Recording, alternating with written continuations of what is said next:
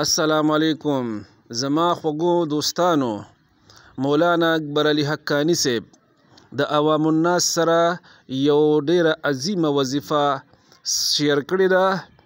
راځئ چې زه تاسو سره شیر کوم چې زمونږ او د مولانا صاحب دپاره صدقه جاریه وګرځي. خو دوستانو د وظیفې اورېدو نه پس چې موږ د یو بل سره دا واده وکړو چې نن نه پس په انشاءالله په دې وظیفې باندې عمل کوو او دا وظیفه به انشاءالله جاری او ساری ساتو. نو راځئ چې دا وظیفه تاسو هم واورئ مونږ یې واورو د ثواب په نیت او بیا یې شیر کړو او تر قیامته پورې دا زمونږ دپاره صدقه جاریه وګرځي. راځئ دوستانو چې څوک سورة الاخلاص ډیر وایي. نبی علیہ السلام ته صحابي وي غریبی ما بس چې کور ته ننوځي جو بسم سلام ورچوه بیا سورة الاخلاص تلاوت کوه. وی صحیح ده.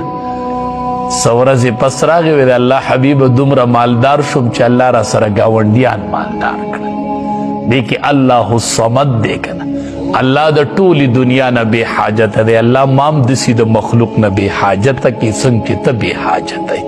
نو دا وایه الله الصمد. او خصوصا چې کم کسان د یو ملک نشنلټي حاصلول غواړي چې ماته د دې ملک نشنلټي میلو شوی کارډ میلو شوی هغې کې مشکلات دي الله الصمد الله الصمد 1,25,000 پیری دي دا وایي دغه ملک نشنلټي به الله ورکړي.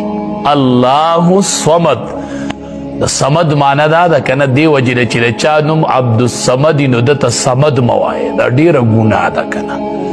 صمد معنا دا ده چې ټول په ټوله مخلوق په هر څه کې دته محتاج یو دی هیڅ چاته نه محتاج. د صمد دا معنا نو دا ته مخلوق ته وایې ای صمده نه عبدالصمد وایې. صمد نوم چاته ویل دا ګناه ده. نو سبحانه دا الله ذات ډیر پاک دی. الحمدلله مونږ او تاسو د عظیمه وظیفه د مولانا صاحب د مبارکې خولې نه واورېده. اوس دا عظیمه وظیفه کومه چې رسول الله صلی الله علیه و آله وسلم 1400 کاله مخکې خپلو صحابه کرامو ته ښودلې وه او بیا پرې صحابو عمل کړو او د هغې کارکردګي د هغې رزلټ تاسو د مولانا صاحب د خولې نه واورېدو. نو د کومو ملګرو باندې چې د رزق تندرستي ده یا معاشي حالات خراب دي یا د جاب مسله ده هغې خصوصا په دې باندې عمل شروع کړي.